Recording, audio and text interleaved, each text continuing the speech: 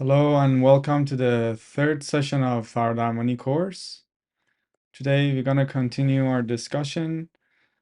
The theoretical material we're going to discuss today is Faradarmani charts, the reasons behind the relapse of the illnesses, definition of illness in the eyes of inter-universalism, definition of mental illness, psychical illness, and the definition of brain in Faradarmani, brain's function, mental body and its subcategories, and the introduction to general Halqeh. As per of practical parts, today we don't have any Halqehs, so we will discuss the theoretical parts and how we use Faradarmani. I hope you have used Faradarmani either on yourself or others to see the result and experiment with it to gain some personal experience. We're gonna start with this first part of the material, discussing the different charts associated with the relapse of an illness and the healing process, how it's gonna look like. In Faradarmani, noticeable percentage of people see results even with one session of Faradarmani, either complete healing or have improvement in their issue. This result have no relationship to the severity of the illness or the duration of the illness, and has no relationship with who does the Faradarmani. Either the individual does it for themselves or the individual does it for someone else. As long as they are in that impartial state, that the only prerequisite for the establishment of the connection, then the scan of T consciousness network initiates, all the problems would come off the surface and the process of healing would be started. So as you see in the chart, this is one of the common charts that you see associated with the healing process of the individuals. So we have here the part of the initial stage of the patient, and we have an improvement and a healing state is stable. Now we have other experiences and reports from patients that they experience some relapse after seeing the result. And we're gonna explain why those relapses happen, what are the reasons behind it, and how the report from the patients would look like in regards to those causalities of the illness. So we have some general categories. We have voluntary and involuntary reasons. The voluntary reasons could be doubt and uncertainty, denial and ungratefulness. It could be disavowal and associating the healing to any source other than T consciousness network. These are the voluntary reasons, and these are considered an offense to the T consciousness network. For the doubt and uncertainty, it's when an individual already have seen a result but then started doubting whether that result was from T consciousness network or the connections, Halgheh's, Faradarmani, or not. And doubting it in that sense can cause the relapse of the illness as an indication that the source of the recovery was indeed the T consciousness network. Remember, the important factor of Faradarmani is the introduction of T consciousness networks intelligence existence. So if someone receives benefits and recovers from their issues, whether is mental, psychical, or physical, then after a while, for any reason, would doubt the result would be from Faradarmani or not, then that could be a reason for relapse of an illness. The other one is that the individual receive healing or have seen recovery or improvement, and then it denied that to be as a result of Faradarmani or the generality of that or that occurrence altogether, or being ungrateful for it. So both of those factors could also cause a relapse of an illness. Also, disavowal, which means that someone would hide or deny of the existence of the consciousness field or Halqehs or the consciousness network. That also could be one of the reasons of the relapse, as well as associating the healing to any source other than the consciousness network. Let's say someone would use Faradarmani, combining it with some other thing, let's say massage or other practices, let's say anything other than just being an impartial observer, as simple as that, associating with any other modality or any method or practice, then that also can be the cause for the relapse of the illness.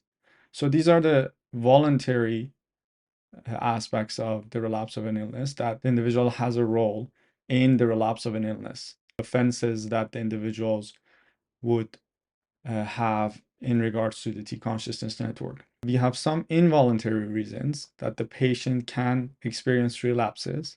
Usually it's when the patient has difficulty on a psychical or a mental issues. Whenever a patient's problem is rooted in the psychical or mental issues, then the patient can experience some relapses, and we will explain why that is. Involuntary reasons, where the patient has no role in the relapse of their illness, which usually their issue is rooted in either psychical or mental as a primary reason for their problem.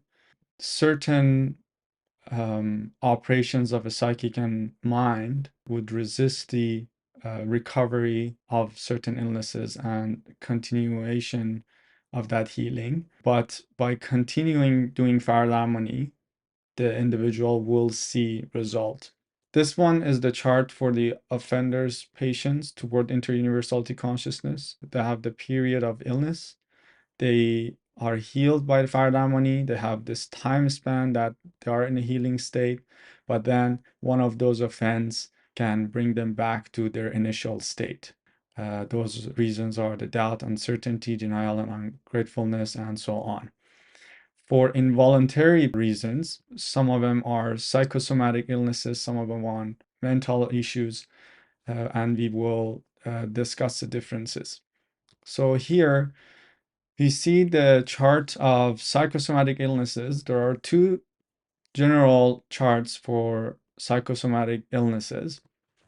And psychosomatic illnesses are the illnesses that the root cause of the illness is started from an emotional problem and then became somatic. So let's say someone heard death news and had a heart stroke. So first, as that shock, the surprise, then that heart stroke can happen. So first it was like an emotional, then became physical, or it could be someone bottling up emotions and develop stomach issues or lung issues, and so on and so forth. So those type of illnesses. I will get to the categories of different type of illnesses, but right now I'm talking about the generality of the chart and how it looks like in terms of the healing period and the relapse of an illness under Faradarmani scan and Faradarmani healing process. So we have two general chart where we have the illness, we reach the state of healing, and we have T1 time span, which is the healing state. And then after we have a relapse of an illness, but the first relapse, the severity of illness is less than prior to the Faradarmani. And then if the patient continues Faradarmani, it improves again to the healing state in the T2 time span, and it's longer. We might hear a report of a relapse again, but this time also the overall well-being of individuals improved comparing to the previous relapses and prior to Faradarmani. And by continuation of Faradarmani, we reach to a healing state again, having it for a longer time span. And then if we have relapse, the relapse is much smaller, and so on and so forth, which basically causes the gradual healing of the issue with few relapses, which each relapse the individual is feeling the illness less severe than before. The second one is similar to the first one, with the difference that in the first relapse, the patient would experience more severe experience with the illness than initial state. So with this chart, everything is same with the first chart, with the differences that the individual will start with this level of the severity of illness. They reach the healing period. They have some time span in the process of healing, in a healing state, and then they have a relapse. But the relapse of the experience of the illness in the first relapse, it feels more severe than prior to the Faradarmani, which it makes individuals scared. They feel like they're getting worse, but they're actually having one relapse, and it's as a result of the resistance of a high court. We will explain what that high court is and why the resistance are there. When we explain the different operations, that why we have the relapse of the illness as a resistance of the high court, what is the high court, and so on and so forth, we understand it better. But here we just examine that we can encounter these relapses of illness as a result of the resistance of a high court. Here you see that we have court-related illnesses. So psychosomatic illnesses are the illnesses, as I mentioned, that it started with some emotional problem and then it affected on a physical level. The reason is that we have a part within ourself, we call it persecutor self, and this persecutor self is responsible to have consequences whenever we generate and bottle up a lot of negative potential energy. And whenever we reach past the threshold of generation of negative potential energy, then the persecutor self would take us to the court and then give a verdict of an illness. And that's why we call it court-related illness. Now, what is a negative potential energy? A negative potential energy is the negative energy that is produced as a result of going to negative state, being in a state of worry, anxiety, antagonism, lack of peace, any type of negative emotion that we have. The more we stay in those negative emotion, the more we generate negative potential energy, the more the negative potential energy stored, then it can cause to pass the threshold that we could generate that potential negative potential energy without going to the high court. And then after generation of excessive amount of negative potential energy, the persecutor me would take us to the court and give a verdict for specific illnesses, depending on some factors. Now, when that's the causality of an illness, um, individuals might experience some relapses of an illness because the High Court is resisting the effect of Faradarmani as a result of the violations of the individuals. We will discuss this more and more as we go further, just for you to know what is the court-related illness and what is the psychosomatic illness in a nutshell, so it makes more sense. So we have two general charts that we see here. One, we have the healing process and then the state of healing for the T1 time span. We have the relapse of an illness as a result of the resistance of the high court. That's one of the involuntary reasons that an individual can experience relapse of the illness. By continuation of Faradarmani, the individual can experience the healing state again for a longer time span of T2, and then they might again encounter the resistance of the high court and so on and so forth.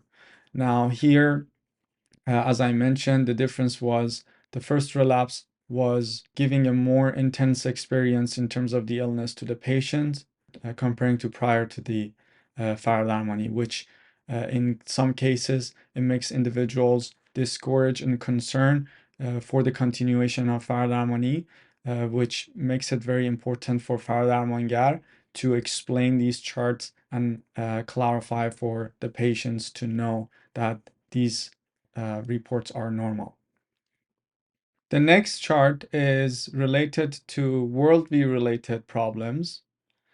And in worldview related problems, where the problem is as a result of an individual's worldview and their associations with that specific circumstances or an occurrence that that happened for them, their worldview indicates their reaction to that specific events. Going back to that death news and the heart stroke is one of the example. If the individual's worldview in regards to death is set in an extreme way, then that news can cause the individuals to have a heart stroke.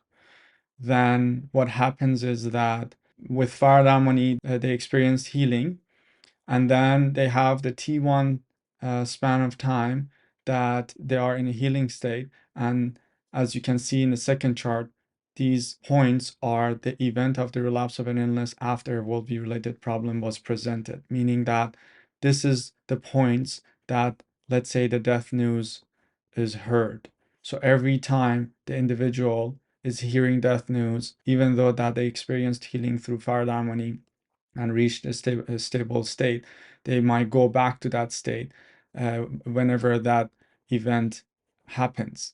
So this is where the individuals need to participate in a process of changing their worldview. In worldview-based illnesses, when the individuals become aware of their issue and their worldview, and they show their willingness to change that worldview, then they will be supported by inter-universal T consciousness network, and their healing state becomes stabilized.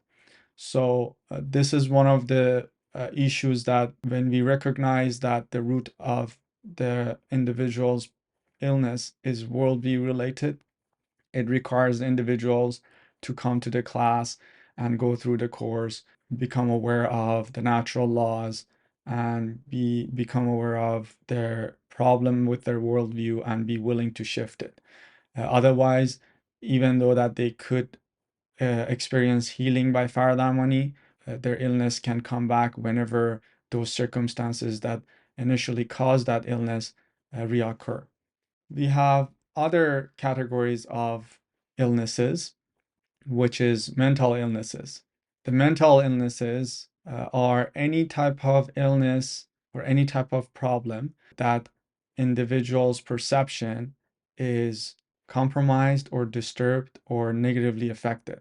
So if the perception of the individuals comparing to other individuals is considered abnormal, for example, schizophrenia, phobia, paranoia, forgetfulness, hyperactivity disorder, caprolalia, which is basically individuals that suddenly say some obscene and inappropriate words arbitrarily out of their own control, and really affect their life.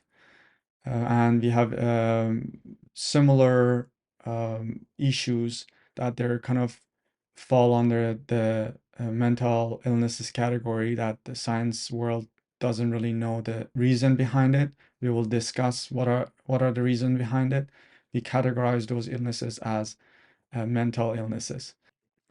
So in terms of the chart that you see in A1, the healing chart of the patients with mental illness, we see that the illness, there is some improvement in their state, and then there's a relapse, and then they improve again, and then there's a relapse. And each of these relapses are with some distance of time. So the first state is shorter time, experiencing an improvement in a better state or healing, and then the issue relapses, and then they heal again, and they have a longer period that they're stable, and then they have relapse, which is more improved state than before, and then they have a healing again, and then improve again, and they have it longer, and then they have a relapse, and so on and so forth.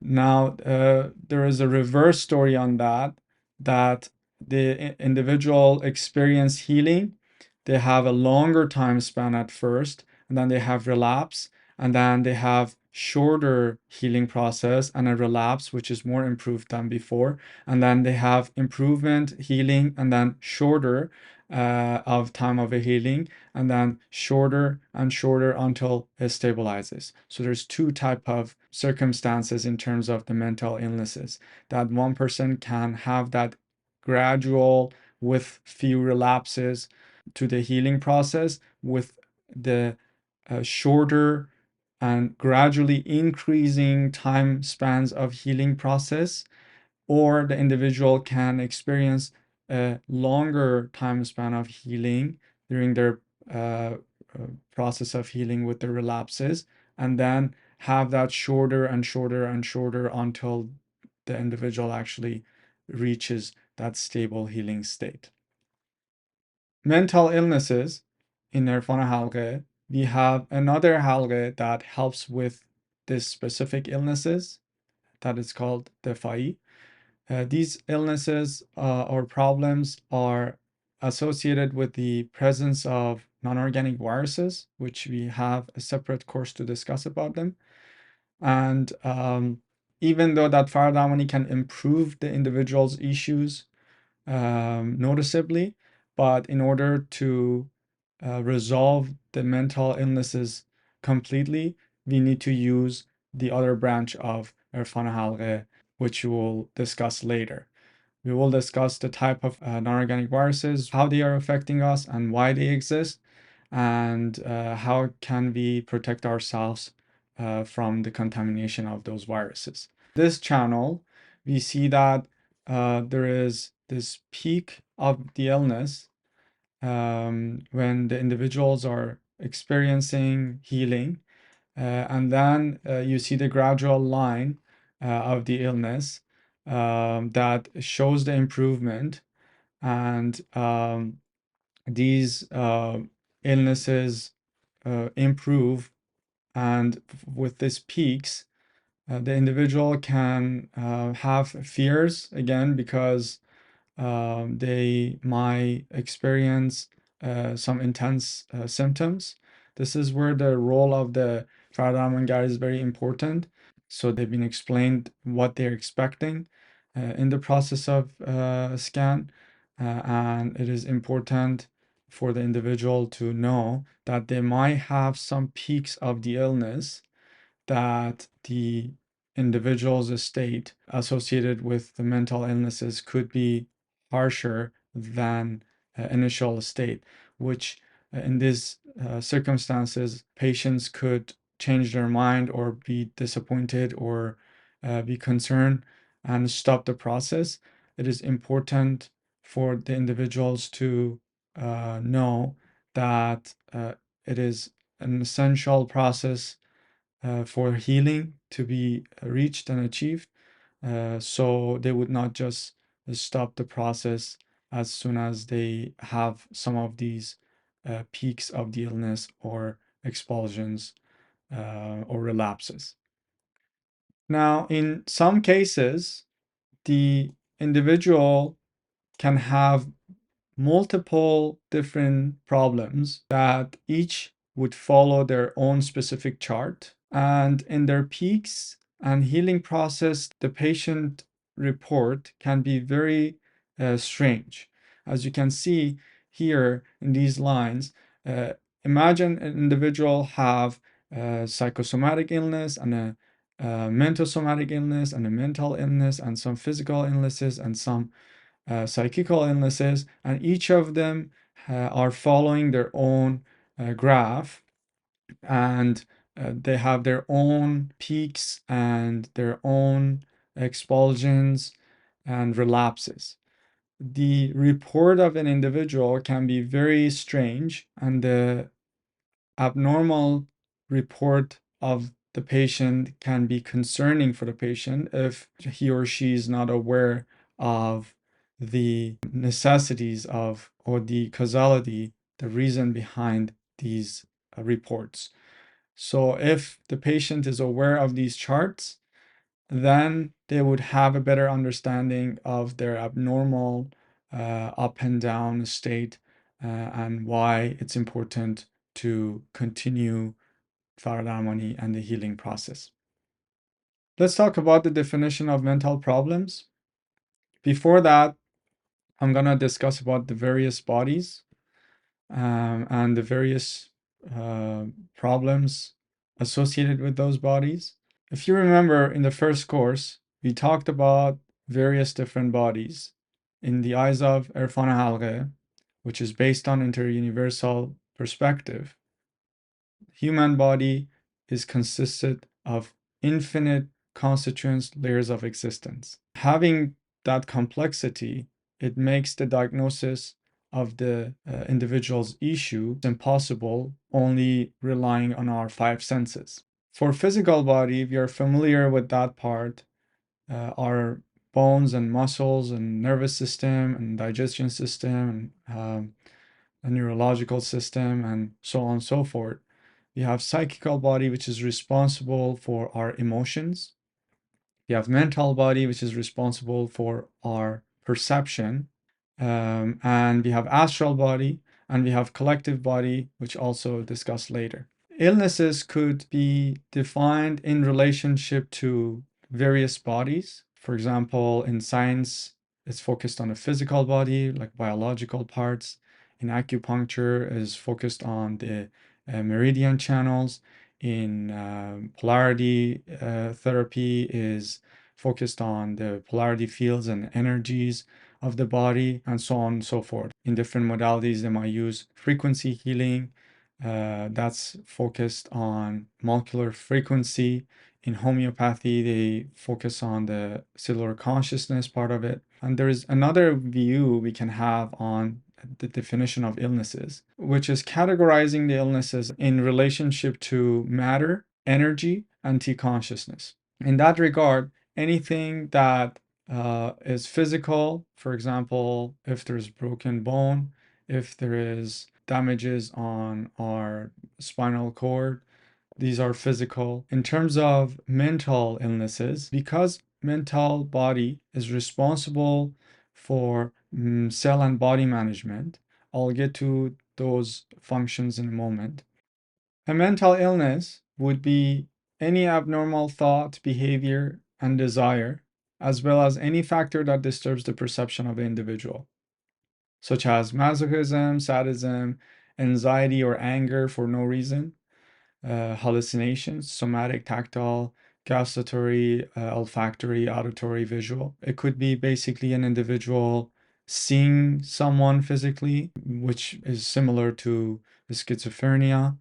Someone can have tastes in their mouth for no reason. Someone can hear voices that no one else is hear. Someone can smell smells that no one else can smell. And someone can see things that other people can see. So any illness that disturbs individuals' perception, or it can manipulate their desires, thoughts, or behavior, would be considered a mental illness. Anything that can be defined as an abnormal perception in comparison to the others. In terms of definition of psychic problems, any chronic emotional abnormality that became an existential part of an individual. What that means is that the individual developed some sort of a chronic negative emotional state toward some sort of circumstances, whether it's toward themselves, toward others, toward environment, uh, in a continuous manner. Having those negative experiences, having those negative emotions as an existential part of an individual, or any factor that can render emotional state of human being abnormal, such as feeling of unsatisfaction toward the self, others, environment, lack of toleration for environmental circumstances, continuing feeling overstimulated, um, feeling anxiety and worry, feeling sinful, moral distress or conscience suffering, a feeling of sorrow and grief, feeling unmotivated, unpurposeful, indifferent, depression. These are psychical problems. It is important to note that some of these psychic illnesses or psychic problems is rooted in our worldview, which then would be considered a mental problem. So as we go through the course, it is important to recognize the root cause of our issues. And if there are worldview, we need to take actions and use our will to change them for more harmonious and more aligned operation. So then we don't go back to the relapses of the illness after we saw the result with Faradarmani. Okay, so let's talk about the definition of brain in Faradarmani. The definition of brain in Faradarmani is a collection of antennas that transmit to and receive information from different bodies. So basically, the communication and transmission of information from environment through our five senses and translated and transmitted to various bodies, our psychical body, our mental body, and so on and so forth.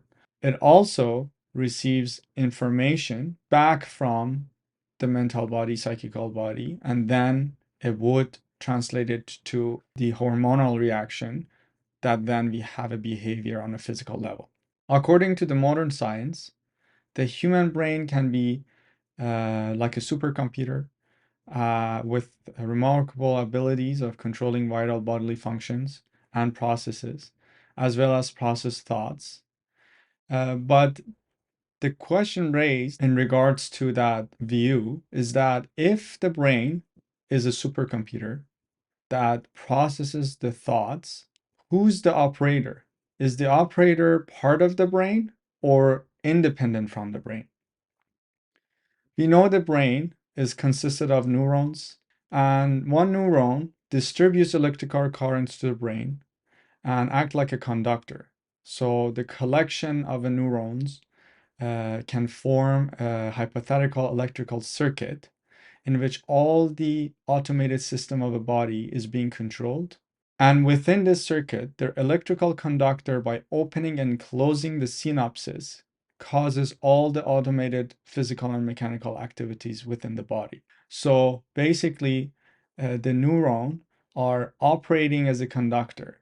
So the job of the brain becomes just like that conductor to either open and close those synapses, to either transmit or not transmit certain messages to the bodies. It's only responsible for processing those information. So in terms of brain's functions in Faradarmani, there are few subcategories. One is physical activities. So the function of the brain in terms of physical activities, we have internal physical activities, we have external physical activities.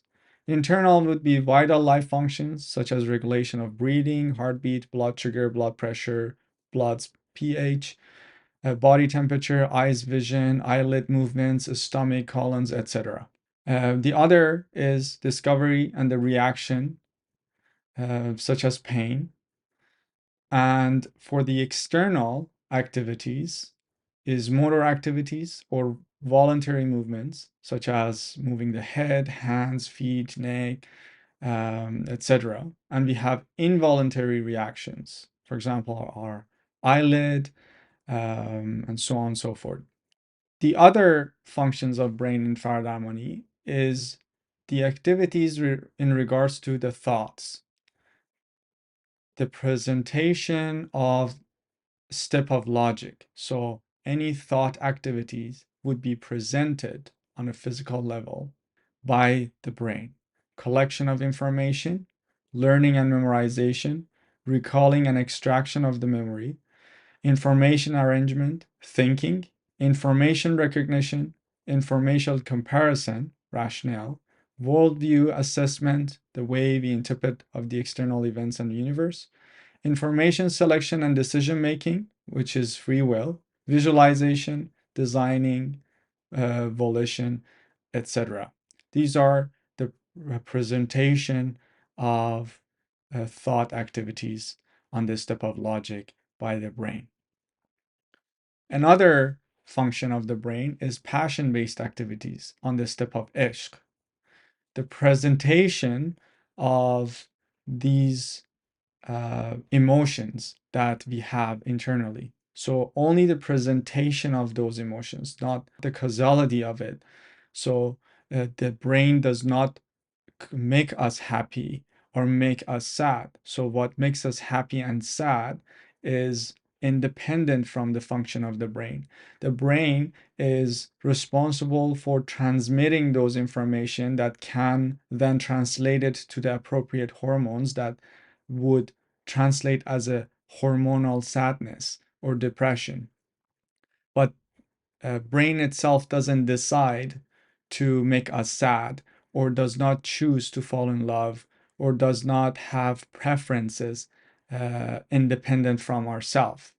So these operations, these functions are the presentations of those emotions, not the emotion itself. So fervor and eagerness, ecstasy and joy, amusement and surprise, sacrifice, devotions, all those things that are aspects of a step of ishq, the brain is translating it to a form of communication for the body, so the body can present a physical behavior associated with these experiences. All right, before I go to uh, the discussion of mental body and its subcategories, let's do a 15 minutes connection, an اتصال, and then we come back. We're going to do a Faradarmani اتصال. We're going to become impartial observer and see what we experience as a result of that connection. And we will back and continue our discussion. Thank you. Let's talk about mental body. One of the constituents layer of our existence is mental body and has a role of management of the body. The subcategories of mental body are cell and body management, information arrangement management, memory management, and memory and archive of eternal information. Each of these sections have many constituents, and we will discuss the functionality of them. We will have it at the end of the program. And within that course, we will discuss all the subcategories in depth, their functionalities, and all their details. There are some primary parts within the mental body, which is the managing of the body and the cells, organizing and managing the perceptions of humans, and the information that would be archived eternally. So it's an eternal archive information. One of the important parts of mental body is the cell and body management. It is responsible for each cell's task description, and it has a very specific anatomy. It is consists of hundreds of trillions of interconnected, invisible connections within the cells. Each cell can be under the control of mental body. In order for us to understand the functionality and importance of mental body as a managerial body, we're going to discuss an example which happens in hypnosis state. A subject would be conditioned to a certain circumstances. So under those conditions, the subjects would be entering the hypnosis state. The subject would be conditioned to believe that what they will have on their hand under the hypnosis states would be a piece of ice. But in reality, the person would put a very hot object on the palm of their hand, which in normal circumstances, the hand would blister. The subjects being convinced that the object is just a piece of ice, the reaction of the hand to that object would as if it was ice and not a hot object. This indicates that the messages that is being transferred to the hand to give a reaction, a physical reaction in regards to that object's temperature is misguided by conditioned mind. So what happens here is that the cell and body manager, the mental body, it's convinced that the object is ice. Therefore, the messages that would send to the brain to be transmitted and translated to a hormonal and physical reaction on the skin and the arm would be associated with the reaction of a hand to an ice cube rather than an hot object. Therefore, the skin does not blister. There's also an experience opposite to the circumstances where the subject is convinced that it would have a hot object in their hand, and they actually put a ice cube on their hand, and then the skin blisters because of that misguided message or convinced mental body. The physical consequences of that would be blister in relationship to the ice cube, which is not what we expect in a normal circumstances. So the mind can go as far as giving a completely opposite information and command to the cells, describing the reaction contrary to the actuality of physical realm. Therefore, we see that the individual's hand would blister in relationship to ice and vice versa in relationship to the hot object.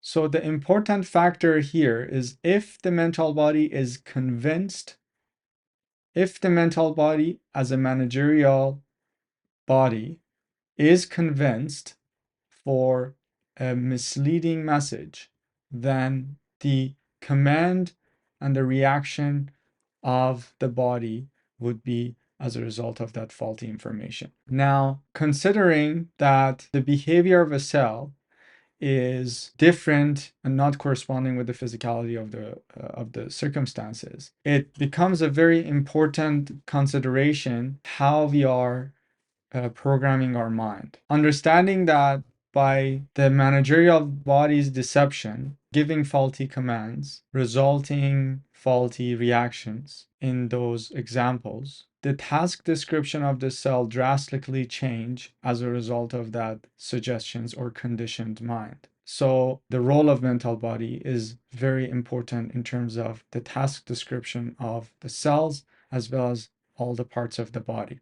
There's an interesting sea creature that lives as deep as 2,500 meter deep in the ocean, which in some of these places, there are phenomena called hydrothermal vents, which has a very, very high temperature, sometimes between 200 to 400 Celsius, as well as the existence of water pressure. There are some creatures that are able to withstand those harsh conditions, even though that the structure of their cells are not drastically different with other sea creatures.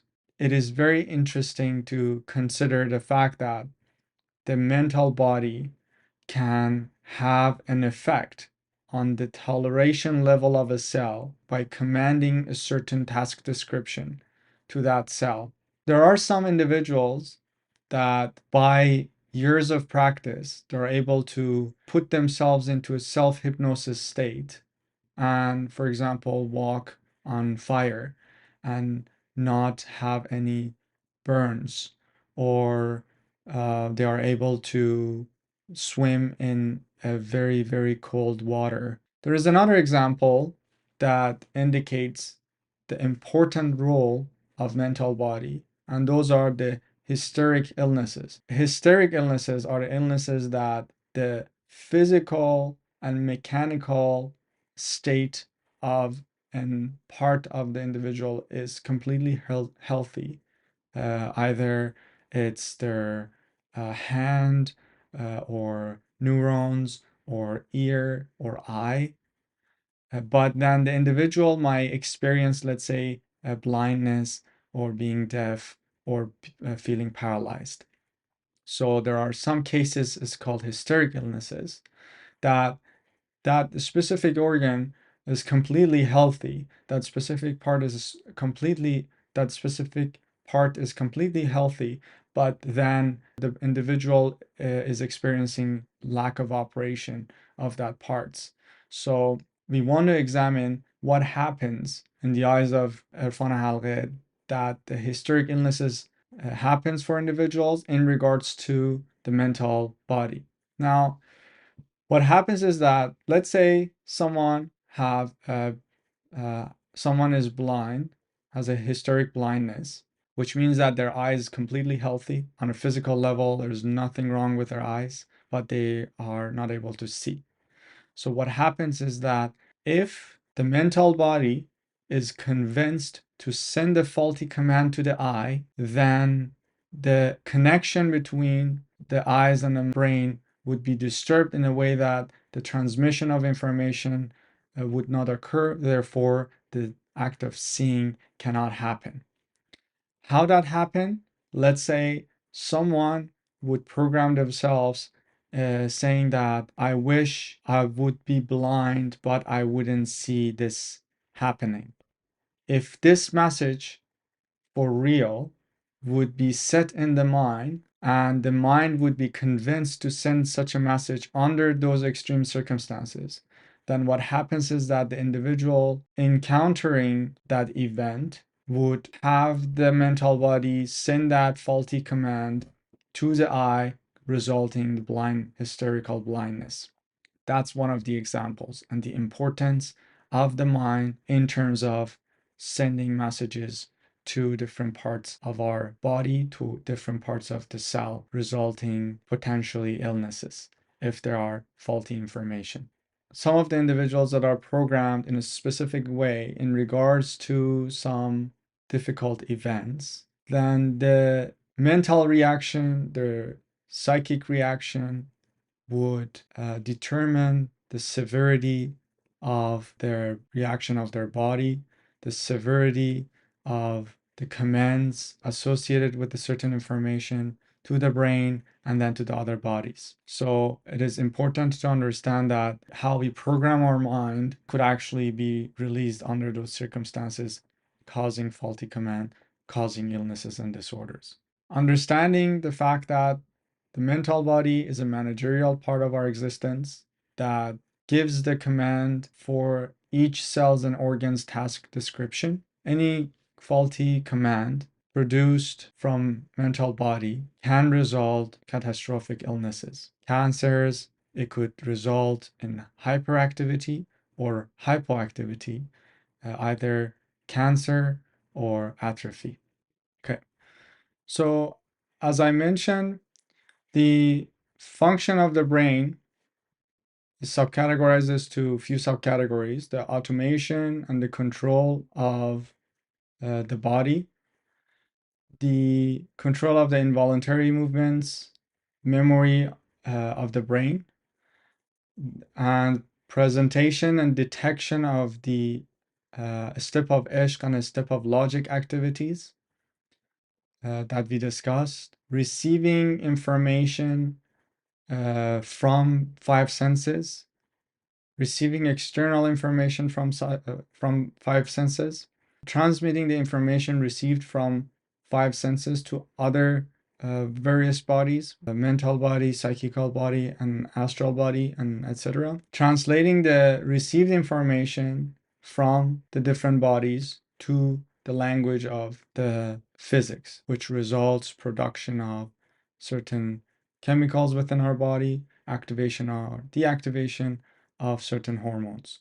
One of the important factors that we should consider is that what is the cause behind the managerial body would send a faulty command for a cell that can cause hyperactivity, cancer, or hypoactivity, atrophy. The answer to this question is that a lot of the operation that happens by mental body requires energy, and which we call it mental energy. It is extremely important to not waste that energy because we have a limited resource of this energy. So the excessive involvement of the individuals to the matters in which that does not relate to the individual or has no effect in their life would result wasting of mental energy. Let's say walking down the street and seeing people pass by and examining their appearance and what they wear and whatnot, and judging them based on whether they're tall or short, or if they're fashionable or not, or if they're wearing right colors or not. So any type of waste of mental energy, like gossiping or having antagonism with the unity of the existence, having antagonism with aspects of universe, nature, rain, snow, weather, environment, disintegration of aspects of existence, disturbing the unity of the existence internally or externally. All this can cause waste of mental energy. The waste of mental energy can result a faulty command to the cells, and then cells not knowing what they should do and what is their role, which can result cancer. So the cancer is basically a cell forgetting what it's supposed to do in regards to its position. Whether it's a cell of a kidney, it forgets that it's a cell of a kidney and forget its task description, resulting becoming a cancerous cell. The immune system would start attacking it, considering it as a foreign entity. So it is important to understand the role of mental body and the importance of maintaining and managing our mental energy so that we reduce the possibility of mental body assigning faulty task description to the cells, resulting in different type of illnesses. When we talk about the reasons of a cancer being wasting mental energy, resulting a faulty command by the managerial body to certain cells, there are also other reasons for the faulty cellular consciousness that can result cancer. One of the reasons is the lack of mental energy, and other reasons could be the alternative ways that the cellular consciousness could be disturbed, which we will discuss more and more as we go further. So, in a nutshell, we could say that the cause of cancer is as a result of a faulty cellular consciousness. What caused that faulty cellular consciousness can vary, and we will elaborate on various reasons that faulty cellular consciousness can happen. The reason that a cell loses its task description is as a result of that faulty uh, consciousness, and that faulty consciousness can be as a result of the faulty command of a managerial body, or it could have other reasons, which we will discuss later. In conventional science, the cause of metastasis considered a lot of the time a cancerous cell traveling to another part and contaminating those parts, resulting in cancer in those areas. But in Faradarmani, we believe that what happens is the transfer of a faulty cellular consciousness. It is not the physical cancerous cell that travels through the veins and reaches somewhere and starts to causing their cancer. We can also see that in the surgeries that they remove that area, but still after a few months or years, the cancer comes back in different areas, completely different way. So in Faradarmani, considering the cause of cancer as a faulty cellular consciousness, which then of course have its own subcategories of the reasons why that happens, but the reason of metastase is the transfer of that faulty cellular consciousness from one cell to the other cell. So that can happen anywhere. It's not necessarily a physical activity. So before we go, I just want to emphasize that it is important to use Faradarmani for ourselves and others. So by the end of the first course, we can have a good personal conclusion that whether the T consciousness network exists or not, it is the foundation for further discussions. It is very important to have that conclusions for yourself. So I really encourage you to utilize it for yourself and introduce it to others to see the results. If you don't see the results on yourself already, then you can experiment on others and see how they experience. So I would greatly appreciate if you share your experience with me and also helping others to be able to utilize this free connections that can improve the overall well-being of individuals in all different levels. Let's do a tesal, a connection for 15 minutes, and we will be back. Thank you. We are complete for the day. So again, I encourage you to use Faradarmani to see the results. The more you see results also is good for if you have any mental blocks or logical filter blocks. Having these experiences would reprogram our subconscious mind that yes, it is possible. Yes, that's even possible. So the more that happens, the more we experience, the more it becomes evident for ourselves. That's the point. If I want to tell you about like the experiences I've seen with my students and myself, I can explain you for hours, but the point of Erfan Halgheh is to experience it for yourself. And if the acceptance and the belief is from within, that's where it's a strong, where it is valuable, and that's what it's permanent, rather than something that, let's say, we hear from other people, testimonies and things like that, even though that they're great to hear, but it doesn't have that effect that you're after, which is that inner personal experience that we can conclude at the end of the course optimally that yes, Faradarmani works. Yes, the interuniversality consciousness network exists, independent from uh, individuality. Then we can start to develop more of a nuanced conversations about how that works, what are the implications of the existence of such a network, and so on and so forth. So thank you for being here tonight again. I wish you a great week full of awareness and health and illumination, and see you next week. Thank you. That is all for this session. In next session, we will delve into more of the details in the various different bodies, psychic bodies, its task description, astral body, and so on and so forth. So I encourage you to watch that video as well.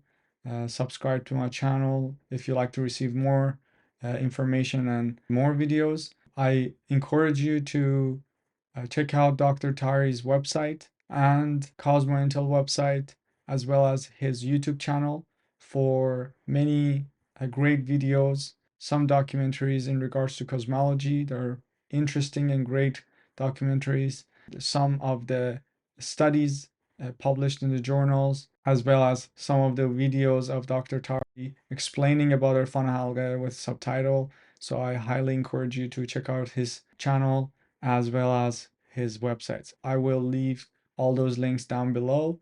Please share your experiences with Faradarmani, and leave the comment down below, as well as leaving your questions if you have any. I will do my best to answer them as soon as possible. Thank you for watching, and see you next week.